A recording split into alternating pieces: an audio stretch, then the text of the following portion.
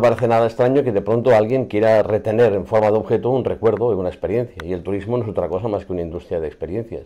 Complement absolutament imprescindible de tot aquest model que t'he descrit, de generar, primer, aquesta dinàmica de vull venir per tenir una experiència, un cop estic, com és la meva experiència. Un dels aspectes que també Montserrat ha canviat en els darrers 10-12 anys, amb aquest pla estratègic que es va plantejar, era créixer els recintes. I Montserrat no és només, la muntanya de Montserrat no és només el recinte dels santuaris, la muntanya són 10 quilòmetres quadrats, hi ha uns pobles, hi ha gent que hi viu, hi ha gent que ve a Montserrat i no passa mai pels recintes, i els escaladors, i la gent que va a passejar per la muntanya. Que la gent que ha vingut a veure el museu o que ha tingut aquesta experiència pugui disposar d'alguna cosa que li permeti endur-se a casa part d'aquesta experiència. Per exemple, nosaltres sempre, quan feien un llibre o feien un calendari o una postal i ens treien les grues, sempre els dèiem, no treguis les grues, és part del producte, la grua, perquè una part del producte és precisament el divertit que és que s'estigui construint encara.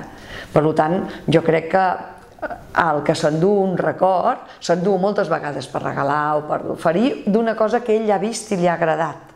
Que es lo que básicamente el turista busca, la confirmación de lo que ha visto en las guías, en internet, que constituye un imaginario que es esencialmente lo que el turista espera ver confirmado, pero siempre uno quiere conservar algo que en el fondo funcione como una huella, como un rastro de lo que ha vivido. El tema del marxandatge, Dalí mai li va fer cap problema donar permisos per reproduir comercialment art creat per ell.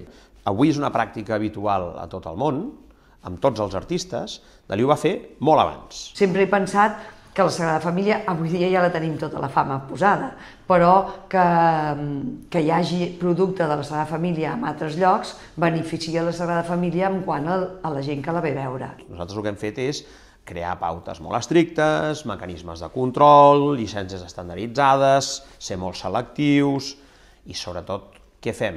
Mantenim la idea que es pot crear merchandising cultural per diverses raons. Primer, perquè és una font d'ingressos per la Fundació que permet pagar tot això, el manteniment, comprar obres, etc. És part de l'experiència que has d'oferir quan estàs venent un producte cultural. Per tant, hem sigut tancats amb que no es pot fer tot, però sí que hi ha algunes coses que precisament al revés.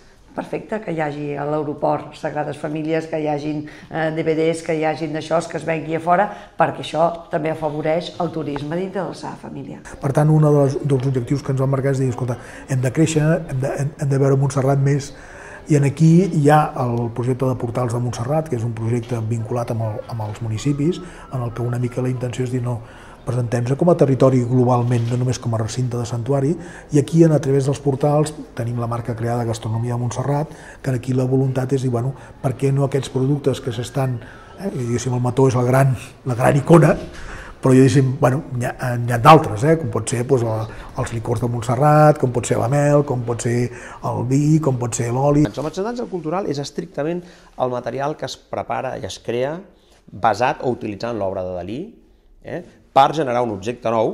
La gastronomia és un punt important, sí, però la gastronomia nosaltres la treballem més pel públic català, pel públic proper. Ho fem més en un territori quan ja se'ns és conegut, és a dir, quan ja hi ha un coneixement del que és Montserrat i hi ha la part de gastronomia, aquí sí que podem entrar això.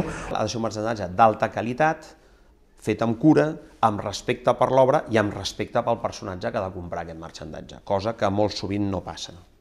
El problema és que molt sovint el merchandising cultural es tracta com el merchandising de promoció comercial. Agafes un container de pots de plàstic fets a la Xina y le poses un adhesiu. Això no és. Cada uno de los objetos que uno puede comprar en un mercado de recuerdos para turistas lo que hace básicamente es confirmar ese imaginario disponible del que han sido proveedores, pues repito, las películas que se han visto en el cine, los prospectos que se han encontrado en las agencias de viaje.